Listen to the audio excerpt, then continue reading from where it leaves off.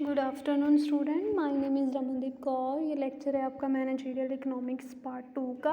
आज हम अपने इस लेक्चर में जो आपका नेक्स्ट टॉपिक है वो है अनएम्प्लॉयमेंट के ऊपर। हमने इन्फ्लेशन के ऊपर में जो भी टॉपिक थे आपके सारे वो हमने कवर कर लिए हैं। आप अगर उनमें आपको कोई प्रॉब्लम होगी तो कांटेक्ट करके पूछ लेना। नेक्स्ट जो है वो आपका टॉपिक है अनएम्प्लॉयमेंट के ऊपर, ठीक है। इसमें मीनिंग, टाइप्स, मेजरमेंट आ जाएंगे, ठीक है। तो व्हाट इज़ अनएम्प्लॉयमेंट, ठीक है। In economics unemployment refers to the condition of unwanted job losses और विलिंग वर्कर्स विदाउट जॉब, ठीक है। अनएम्प्लॉयमेंट का क्या मतलब होता है? एक ऐसी कंडीशन जहाँ पर job losses, unwanted job losses होती हैं, ठीक है। हमारे पास तो वर्कर्स जो है उनके पास बिना, जो विलिंग वर्कर्स हैं जो काम करना चाहते हैं बट उनके पास जॉब नहीं होती, वो अनएबल होते हैं जॉब फाइंड करने के लिए, तो डैट इज़ कॉल्ड अनएम्प्लॉयमेंट, ठीक है। अ पर्सन जिसके पास फिजिकल फिट है, मेंटली साउंड है, क्वालिफाइड है, ठीक है, विलिंग भी है कि वो जो प्रिविलिंग वेजेस रेट है उस पर काम करेगा, but does not get job, but उसको जॉब नहीं मिलती, इस सिचुएशन को हम क्या बोल देते हैं? अनएम्प्लॉयमेंट, ठीक है। तो नेक्स्ट हमारे पास है टाइप्स में आ जाएंगे। फर्स्ट टाइप जो है अनएम्प्लॉयमेंट की वो है सीजनल अनएम्प्लॉयमेंट, ठीक है। Seasonal unemployment refers to a situation where a number of persons are not able to find jobs during some months of the year, ठीक है। सीजनल अनएम्प्लॉयमेंट का क्या है कि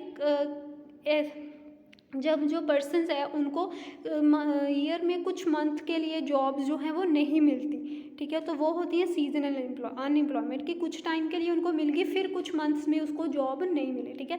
फॉर एग्जांपल, ठीक है, एग्रीकल्चर जो है वो एक सीजनल एक्टिविटी है। यहाँ पर इंक्रीज डिमांड होती है लेबर की, जब हमने सोइंग करनी होती है, हार्वेस्टिंग करनी होती है, वीडिंग और थ्रेशिंग करनी होती है, तब जो है वो डिमांड जो है लेबर के लिए बहुत हाई होती है। तो उसके बीच, उसके बाद जो होता है कोई काम नहीं होता, कोई लेबर की डिमांड नहीं होती, तो उस टाइम पीरियड तक के लिए जो होता है वो क्या होते हैं? वो अनएम्प्लॉयड होते हैं उस टाइम पीरियड में, जब उसको जॉब जो है वो नहीं मिलती। तो agriculture labour find himself unemployed during this period, अपने आप को अनएम्प्लॉय फाइंड करते हैं, ठीक है, क्योंकि एक सीजनल डिमांड होती है। सीजनल डिमांड में, ठीक है, कि आपने जब तो एग्रीकल्चर में आपकी ज़रूरत होगी तो डिमांड इंक्रीज़ हो जाएगी लेबर के लिए, बट जब वो एग्रीकल्चर की एक्टिविटी ख़त्म होगी तो उसके बाद क्या है, कुछ टाइम पीरियड के लिए जॉब जो होती है वो नहीं होती, ठीक है। तो that is called seasonal unemployment.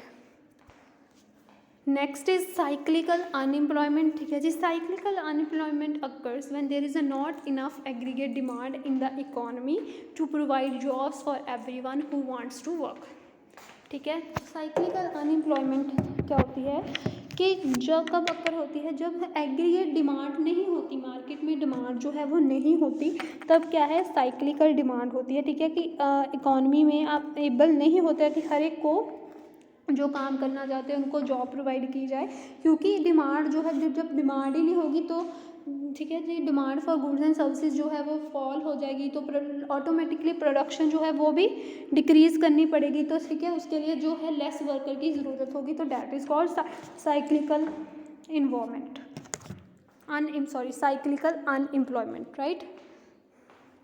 Next is technical unemployment.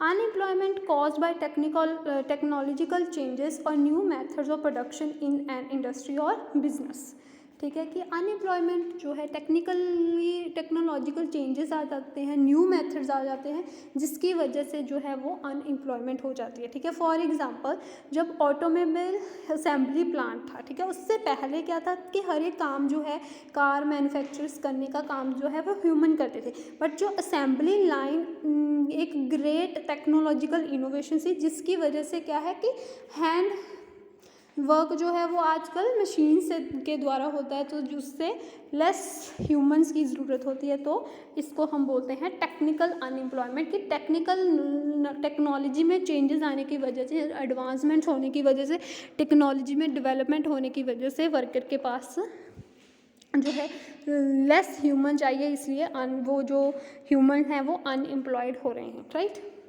Next is frictional unemployment. Frictional unemployment में हम क्या कह सकते हैं कि फ्रिक्शनल अनएम्प्लॉयमेंट क्या होता है कि इस टाइम में जो है वॉलंटरी अनएम्प्लॉयमेंट होता है, क्योंकि क्या होता है कि पर्सन जो है वो विलिंग वेजेस के ऊपर काम करना पसंद नहीं करते, ठीक है, उनको लगता है कि ये जो काम है हमारी एजुकेशन के साथ मैच नहीं करता, तो उसकी वजह से जो है अनएम्प्लॉयमेंट जाता है, उसको हम फ्रिक्शनल अनएम्प्लॉयमेंट दे। फॉर एग्जाम्पल कि when you make up your mind and set off looking for a better job and abandoning the current one, ठीक है, कि आप एक जब आपका माइंड आप सेट कर लेते हो कि आपने एक बेटर जॉब लेनी है और आप अपनी करंट जॉब है उसको छोड़ देते हो उसको, तो वो उस टाइम पर जो है एम्प्लॉयमेंट होती है उसको फ्रिक्शनल अनएम्प्लॉयमेंट होती है। आप अपनी वॉलंटरी अपनी बेटर जॉब के लिए आपने अपनी प्रीवियस जॉब की करंट जॉब है आप वो छोड़ देते हो, that is called frictional unemployment. Next is structural unemployment. The unemployment arise due to structural changes in dynamic economic, ठीक है, structural changes की वजह से, जिसमें क्या होता है कि आपकी जो स्किल्स हैं वो मिसमैच होती है, जो स्किल्स चाहिए होती हैं वो नहीं होती, तो that is called structural unemployment, ठीक है। हैवी मशीनरी जो है मैन्युफैक्चरिंग नाउ जड़ी अब जो मैन्युफैक्चरिंग है वो मशीन्स के थ्रू होती है, ठीक है, तो वहाँ पर हैंड वर्कर हार्ड वर्कर की ज़रूरत नहीं है, इसलिए जो अनएम्प्लॉयमेंट हो रही है वो that is called structural unemployment.